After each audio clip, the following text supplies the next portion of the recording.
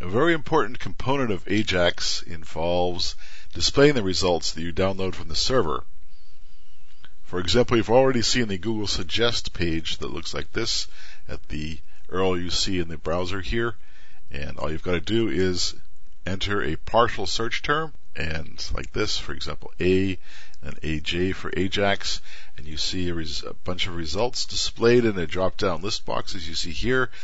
So the display aspect of Ajax is very important, not just fetching data behind the scenes, but also being able to display that data in a web page without having to refresh the web page entirely. As you see here, this application simply displays the matches to the partial term you've already typed from Google in a drop-down list box, and you can select whichever match you find most appropriate, or you can keep on typing. For example, if you type A for Ajax, AJA, then Google will suggest a number of Ajax matches for you. In particular, 3,840,000 possible matches for you. But the important point here is how this works. There is no page refresh necessary. Ajax is interactively displaying matches to your partial search term in the web page. You can select from this drop-down list box any of these possible matches that you might find interesting. So that's an important part of Ajax, is that the web page is updated using the data downloaded from the server. And a drop-down list box is a very useful technique. It's only one possible technique used in Ajax applications. Here's another one. This is the Rico homepage. Rico is a very impressive package that lets you develop, among other things, Ajax applications. And here's an example. It's at this URL, as you see there. Here's an example. The Ajax Rolodex.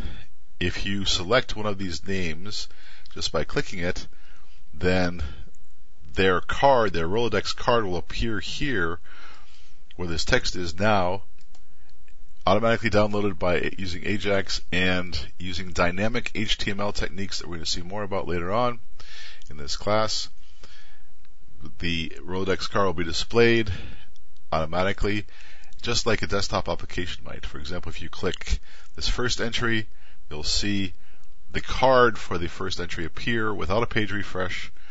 The data was collected from the server. Actually, what happened was this person's name was sent to the server.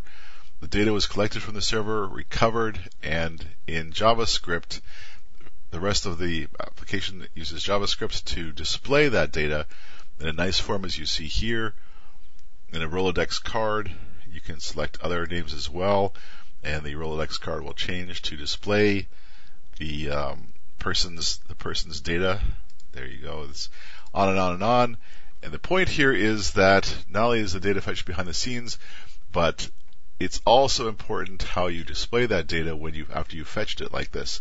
This is a very nice example, allowing you to see data displayed in a very nice format using Rolodex cards. We're going to be using Ajax ourselves and developing Ajax ourselves in a number of ways to handle the display of that data. This is a more rudimentary example that you've already seen, and when you click the display message button, the fetch text will go here, is replaced with data fetched using Ajax techniques. As you see like this text was fetched using Ajax. And the point is that it's very important that you know how to update a web page using data that was fetched using Ajax techniques from the web server.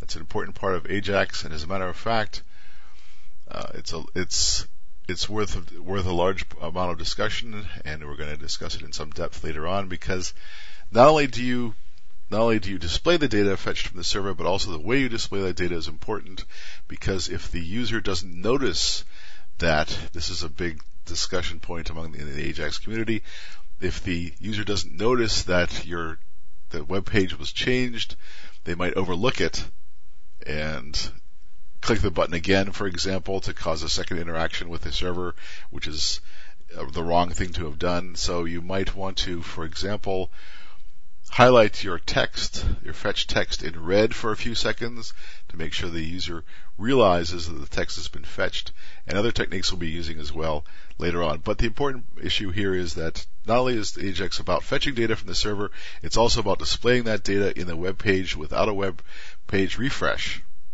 And so that's a topic we'll be discussing more and more as time goes on.